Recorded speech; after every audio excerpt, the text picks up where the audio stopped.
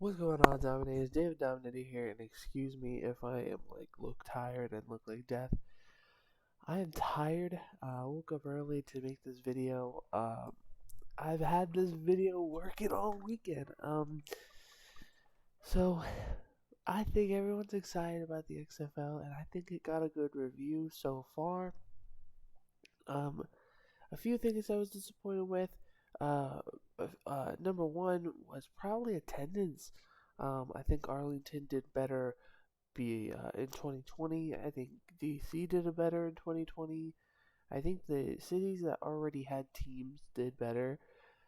Brahmas, I felt like there was 50-50. I felt like there was a lot of fans, but then sometimes there was angles that didn't show that.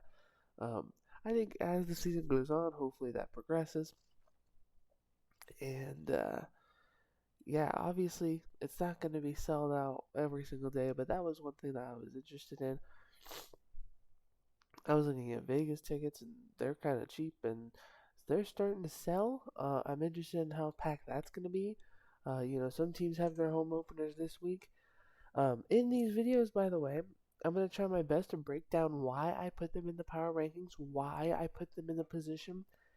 Now, during the games, I literally just power rank them myself. Now, you guys are probably asking, how'd you do that? Like, what do you mean? So what I did was during the games, I literally just said, okay. So when game one happened, I was like, okay, this person's number one, this person's number two. And then when the second game happened, I was like, okay, here's what we're switching around. And then after every game, I just felt like whoever did better than the other. Next week is already prepped. We have 3 days full of XFL, and I think that it's pretty. This week was pretty good. Um, I think a lot of play happened that was working, and there's a few things I want to talk about, but I want to talk about it in the video. I'm gonna try to go as in depth as possible. Some of these games I was actually out and about because I didn't realize I forgot family was coming in from out of town, so I was hanging out with them as I was watching two of the games. So realistically, I only got to watch two games fully. I think, or even chunks of 3 games. I watched the home opener, the season opener, and I thought it was great. By the way, in these power rankings, I don't know if I already said, but we will also be doing a game power ranking. So since there's 4 games, we're gonna power rank which games were better than the others. Let's get right into it because I have no idea how long this video is gonna go. Uh, so I just realized I'm not even on the thing. So, here we go. XFL Week 1 Power Ranks. So, remember, by the way, do not yell at me if you don't agree with me. I will try to get my point across. If you don't agree with me, don't be going to the comments like you're an idiot, blah, blah, blah. It's just my opinion. And it's really just how I saw the play go down. Now, I am going to be honest, these first 3 weeks are going to be a little rough because we have to see these teams in multiple weeks and see what their real problems are. But I'll try to express them. And at number 8, I think that Orlando Guardians, I think they had the worst week out of everyone. Quarterback play was a problem here. At one point, I was like, okay, the running game is fantastic. And then it got stopped. It got killed. They only scored 12 points, which was the least amount of points out of everybody in the XFL. But here's the thing. Did I think that they were going to win this game? No, I think when the Houston automatically pumped out, I was like, okay. But here's the thing, they scored 12 points, but let's be honest, that 2 of their touchdowns were interesting. The first touchdown I don't think should have been a touchdown. Now, they explained why it was a touchdown. They explained that, listen, it was hard to tell who had the possession, who had the ball, which was great that we got to hear that explanation. But one of the explanations was why it's standing as a touchdown was, why is it standing as a touchdown? Because ruling on the field was a touchdown. They were not going to take it away because it was a touchdown. If it was ruled an interception, then they would rule it an interception. So I think that, it was a bad call, I think.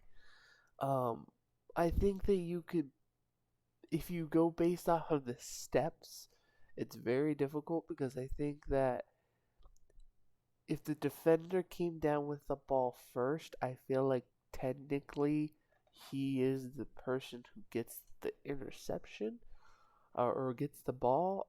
But, it is what it is. Houston came back. They handled it. They didn't cry about it.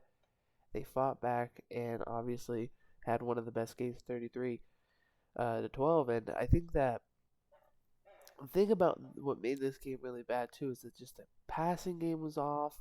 I think it was Paxton Lynch. I think he signed like a few weeks before the season even started, and I think that just putting him in was kind of dumb. I think you have to put a guy in like Francois or somebody who was there from the beginning. Um, but yeah, I think this team has a lot of work. They play the Brahmas next week. So both teams are 0-1, looking to get their first win. So obviously that's going to be a good game. That will be in Orlando, home opener. So hopefully the Guardians can come back from this. Uh, but that should be a pretty even game because I put the Brahmas at number 7. Now a lot of people will probably disagree on this one. Um, I think that the Brahmas played a very good game. They had really good defensive moments, really good defensive front moments. They got to the quarterback when they needed to. They got to they broke up the ball. They had great passing game plays. They had great possession. I think the run game was one of the best in the league. I'm gonna probably say right now it was arguably the best. Obviously, when you have Kalen Balaj, he had a great game. I think it was one of the first drives of the game where you could just the way he used his patience. You could tell he is an NFL quarterback, a running back. My apologies, and you could tell that he can run the ball, and he was a problem. So when you look at running game style, Brahmas have a really decent running game, but it, it's inconsistency. They had a good drive, then they had a few bad ones, then they had a good drive, then they had a few bad ones, a few good drives. One thing I want to mention this week too, before I forget, kicking is a problem in this league, which is going to be interesting because kickers should. You have to think about it like, okay, kickers don't have a lot of big jobs out here. They don't go out there every down, depending if they just need to get 3 points or if they need to kick an extra point. They don't get many reps, so when they're in a game time situation, I'm interested in how, every quarterback God, geez, kicker will favor because I think I saw that in a lot of this. I think kickers could have changed some of these games. I know in the Vipers game, if they make that kick at the end of the half, that we're probably talking about the Vipers winning. I'm trying to think about who else had a missed kick, but I think the Brahmas did. I think even the Battlehawks did. A few people had very bad missed kicks. So, but anyways, I think the Brahmas do have a lot of star power, and I honestly do think. I don't know if I'll do a prediction video or what. But I don't know if I were to take any look at the Brahmas and Guardians, I think the Brahmas will have that game. Um, unless the Guardians drastically change. But San Antonio was kind of like a few other teams on this list where they played very, very well, but they didn't stop the comeback, which the comeback in the XFL is unlike any other sport. We saw that with the Battlehawks. Number 6, I put Seattle. Now, why did I put Seattle? Now, this was difficult for me. I can tell you right now, 4, 5, or no, not 4. 5, 6, and 7 were all interesting because they all kind of had the same thing happen to them. Seattle just had a part where they were going to win this game. I felt like defensively they were playing very well. They were very aggressive. Um, I think they were the first team to automatically score a touchdown. They're like, all right, we're going to go for three. Like, this team uh, got so many opportunities to get ahead, but they just failed. DC got a lot of turnovers. I think their secondary was fantastic. I think they ended up with two interceptions. Um, and even their defense was playing very well. Their defensive front was getting to the quarterback as much as possible. When the quarterback went mobile, it got a little difficult. Towards the end of the game, they couldn't stop the run. That was a theme with a lot of teams. Um, yeah, quarterback runs. King was running all over them. Uh, Teamu, when he ran, he got past him. So I think a lot of things for Seattle, they just need to fix things offensively and just finish things defensively. Um, there was a lot of missed tackles, along with like this is pretty much the same thing I'm going to say about number five. Um, and I think what really killed them was turnovers. Throwing a pick six obviously going to change momentum. We saw that earlier in the week, um, and Seattle just fell apart. And I feel like they could have won this game, uh, but they just made too many mistakes and let too many plays happen. So that's why they're at number six. Number five is the Vegas Vipers. Now, I had a rough time, like I said, putting them this high. And now I'm always going to be a little bit hesitant to put these guys anywhere on the power ranking. Because obviously, this is one of my teams. And I support the whole league, I support every team. But obviously, this is my hometown team. So, like, I literally have them in the background of the video. Trying to be as unbiased as possible, I think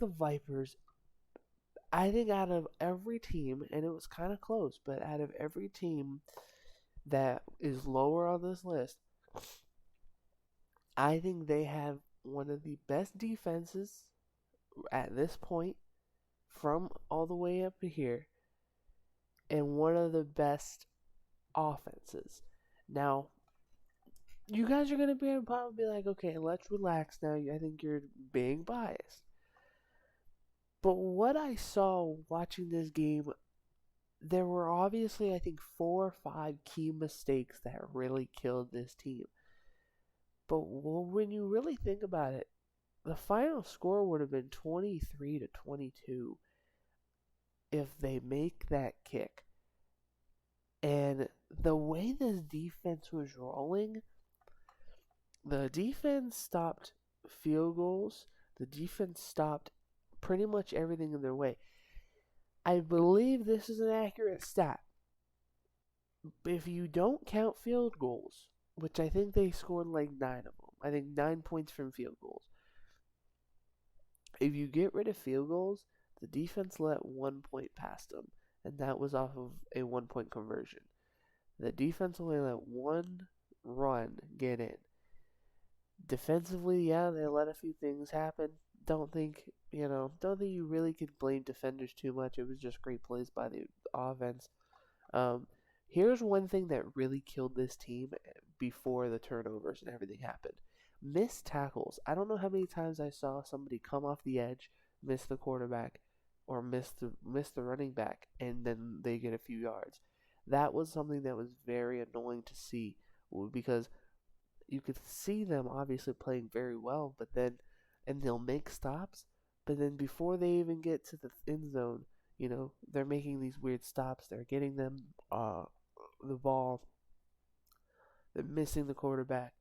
At one point, I think one of the sacks, uh, I don't even know if it counted as a sack, but we hit the guy like 3 times, and it finally took the last guy to get him down. Um, I felt like what was really wrong with the Vipers' offense was the run game. They couldn't get that thing started with a damn. The one time that the run game looked like it was working, they fumbled the ball and they turned it over. Now, I don't know who you blame for this. I think it was just a momentum shift. Perez throws the interception and automatically changes the game. Um, and that was a pick six. That automatically changed the game drastically. And then the next drive, you have the fumble. And then the next drive, and then you keep them to 3 points. You keep them to 3 points. Then the next drive, it's a three and out, but the punter, your special teams doesn't come up. There's a defender coming at the punter, and luckily the punter at least tried to attempt to make a play, and that's what I like to see from people that aren't going to be playing too much in this league. He had good awareness to try to get the ball. Unfortunately, he didn't get it. Turnover on downs, and I think the only reason I'm ranking them this high, by the way, too. Think about the Guardians, think about the Brahmas, and think about Seattle so far. What do they have, or what did Vegas do that they couldn't do? Brahmas did something similar. They did hold the lead. Guardians couldn't hold the little lead they had for a little bit. Seattle almost did it, and that's why they're pretty much right next to each other. Vegas almost came back after a shitty second half. They went down the field, scored a touchdown, and could have tied the game. They couldn't tie it. They went for a 4th and 15. Great defensive play. So they lost.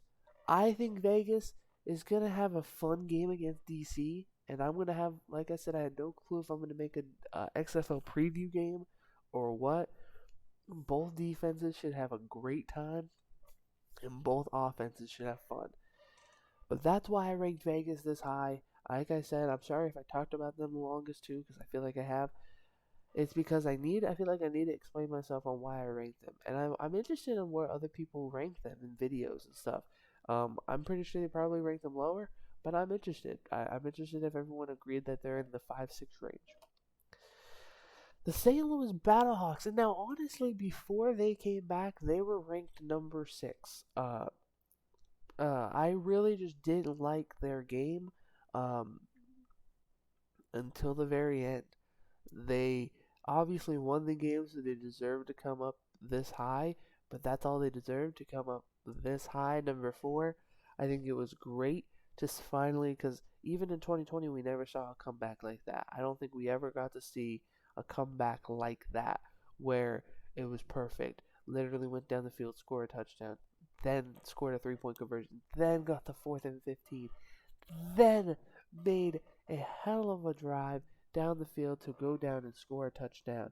And I think that you have to give that credit, and you have to show respect that the Battlehawks fought to the very end. But without that, they're lower on this list. They didn't play the best of games. And I don't know who they're playing next week. They're playing Seattle. That game should honestly be really interesting with both of those teams. They play on Thursday. But I don't know. Seattle, I think St. Louis just is going to have a little bit of problems to tweak. They won this game, but they're going to have to battle and keep, no pun intended, but they're going to have to battle and fix a few things before they could talk about being one of the best teams. DC Defenders. Now I put them. I don't know why I did that. I swear I fixed that too. Number 6 is not number 6. It's supposed to be number 3. Now, DC did very well. Yeah, so don't mind this. Don't mind that. I meant that was my bad typo. They deserve to be number 3 because I think they just fought. Their defense fought. Their offense fought. Their run game was a little slow to start, but it felt like it just got towards the end of the game. They really just ran out the clock. They were getting extra pushes. They were getting extra lunges from their running backs, and they really were averaging 6 to 5 yards per run towards the end of the game. And I think that their passing game was all right. I think Jordan Teamu just made a few mistakes. I think those are things you could easily teach out of him. Those have just been interceptions that he's had during his whole career. I feel like if you could, someone can get to him and stop giving the ball away, he could be a really good quarterback. And he has everything you need in a quarterback. He's mobile. He's youngish. Um, and I think what we really have to look at is that he is a guy who can honestly just get you in position with his speed that he has and his mobility, and and I think most of the time he's pretty accurate. But then you look at those interceptions, like that interception. I don't even when they showed the replay, I was looking at it. I was like, who are you throwing to? This guy was obviously covered very well. It is what it is. It happens to every quarterback. We saw it almost every game. I think every game had an interception pretty much, and I just think that it's gonna happen. It's gonna happen. Um, I think DC played very well in front of their crowd, their wild crowd. Um, so I can't wait to see what they have. They go to Vegas next week. That game should be fun because they have to ride this momentum, and Vegas is gonna look to try to get 1-1 because in this league you gotta get if you're down, you have to get either ahead or tie as fast as possible. This was difficult. I put Arlington at 2. I couldn't figure out where to range these last 3 because I think DC could easily have gotten higher because I think DC overall had a decent game overall. Arlington had a decent game halfway through. They capitalized on mistakes that Vegas had. But let's not forget that this team literally had one of the worst struggles. In the beginning, they just couldn't find rhythm. Their run game in the beginning was working, and then it stopped for some reason. Like, it just stopped working. Like, Vegas's D just pressured them too much. They got to them a lot of lost downs, a lot of lost yardage. And I think that Arlington just had so many struggles, but they came back. They used the mistakes of their abilities, and they used it. Now, could they be lower on this list? I think so. I think they could be lower on this list if they really wanted to. If I really wanted to, I could have put them lower. But I think the way they came back, the way they won, um, and then the way they held up, once they had the momentum, they didn't let it go. Even when that touchdown happened, I was like, oh my God, Vegas still might, come out and show out. But that was not the case. Arlington did very well. And there's not much to talk about this last team. Houston is, surprise, surprise, Houston's back at the top of the XFL. I was worried about them having Brandon Silvers as their quarterback, but he played very well. Um, I think everything just worked for Houston. Everything was working. Everything was a little slow, but it started to work. They got turnovers. They had that shaky call, but it didn't stop them from coming back and scoring and just battling out. And I think that was one thing I like to see. And once they had the lead, they were one of the only teams that when they had the lead, they didn't let it go and they kept it to themselves. Think of it, Vipers had the lead in that game. Renegades came back. Brahmas had the lead, came back. Seattle had the lead for the most part. Defenders came back. Houston was the only team that had the lead. When they had the lead, they never let it go, and it was mainly the rest of the mainly the rest of the game. So that was my power rankings. Now, for the individual teams, now the game rankings for week 1. Now, at number 4, I put the Guardians and Roughnecks. That score is wrong, I'm pretty sure. Yeah, it's 12. I'm F this all up. Yeah, it's 12 to 33. What am I doing? Hold up. I don't know what I'm doing, but I'm just awful. So,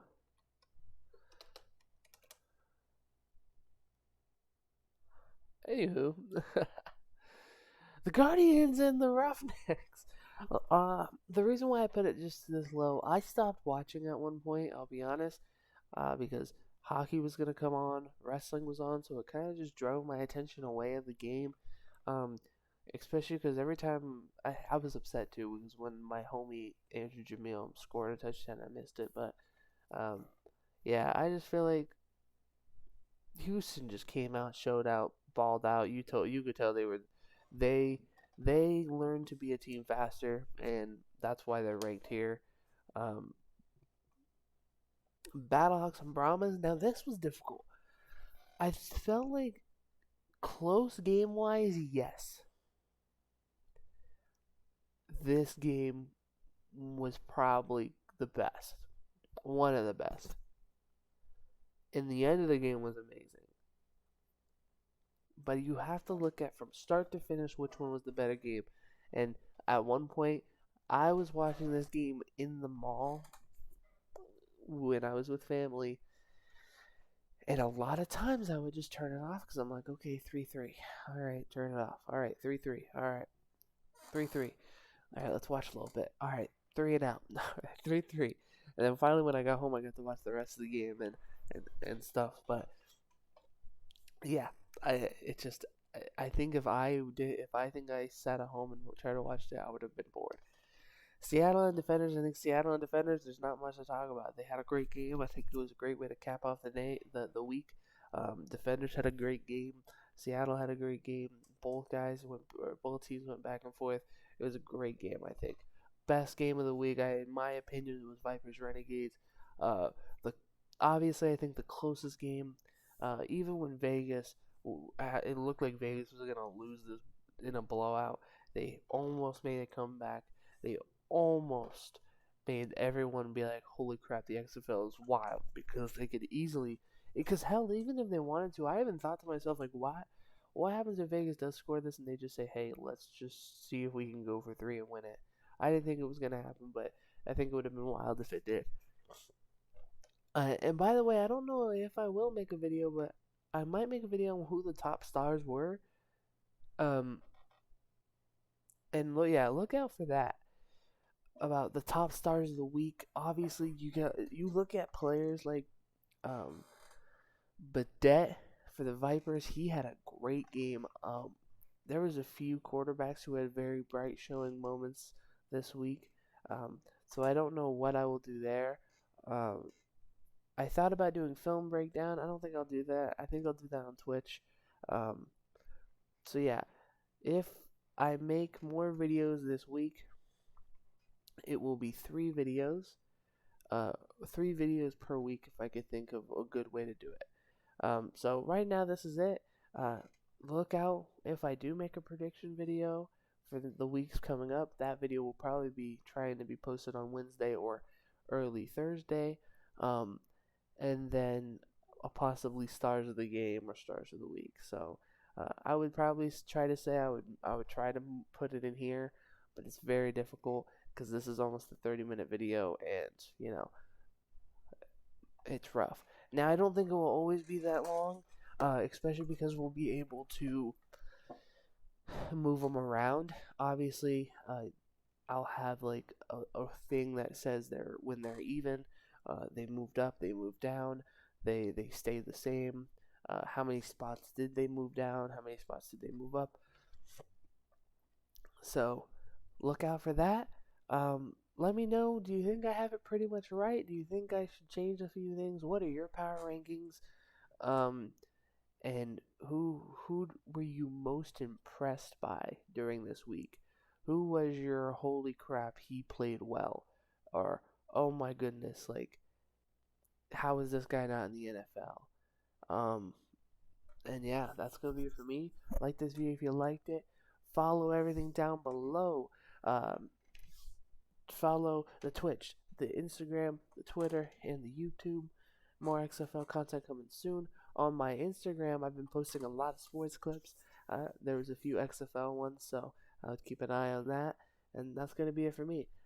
Dominate the World Dominators. The XFL's here. We have 9 weeks to go of the regular season, and I'm just pumped. Dominate the World Dominators. David Dominators out. Peace.